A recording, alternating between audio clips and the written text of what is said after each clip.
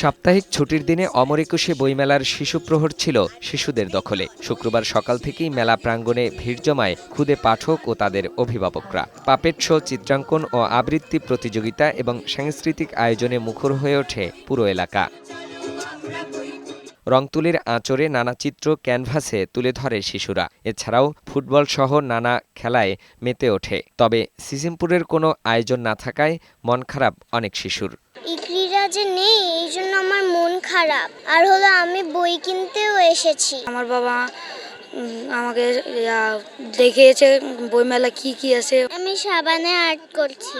ফাল্গুনের গরম সহ্য করেই মেলার এ প্রান্ত থেকে ও প্রান্তে ছুটে চলেন লেখক, পাঠক ও দর্শনার্থীরা। নতুন বইয়ের মলাটের গন্ধে ছোট শিশুরাও খেলায় মেতে ওঠে। আমি ডাইনোসর বই, অনেক কিছু আছে। বাবা মাকে সাথে নিয়ে পছন্দের বই কিনতে দেখা গেছে স্টলগুলোতে। বাবা মার সাথে এসেছি, অনেক ভালো লাগছে। বই কিনেছি যেটা হলো পপ আপের পেঁচা, ঠাকুমার ঝুলি, ছোট রবীন্দ্রনাথের ছোটদের গল্প, সুকুমার ছোটদের গল্প। আমার খুব ভালো লেগেছে এবং আমি অনেকগুলো বই কিনেছি। 3টা ড্রয়িং বই কিনেছি।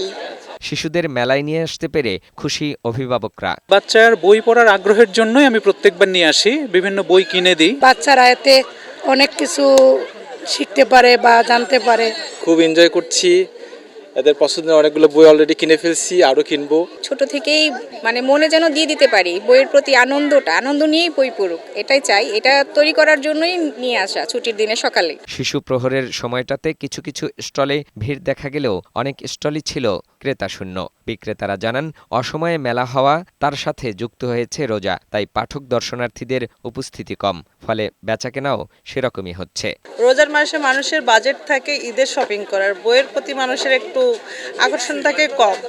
এই মেলাটা যদি এই সময় না হয়ে ঈদের পরেও যদি হতো তাহলে হয়তো সাড়া পেতাম। অন্যান্য দিনের তুলনায় আরও ছুটির দিন মা বাবার সাথে ওদের, যেহেতু রোদের তাপ আছে, সব মিলে আমাদের সকাল থেকেই বেশ ভালো সাড়া। বেলা বাড়ার সঙ্গে সঙ্গে চলে ছোটদের বিদায় আর বড়দের আগমন। ফাহিম মুনাইম, বৈশাখী সংবাদ, ঢাকা।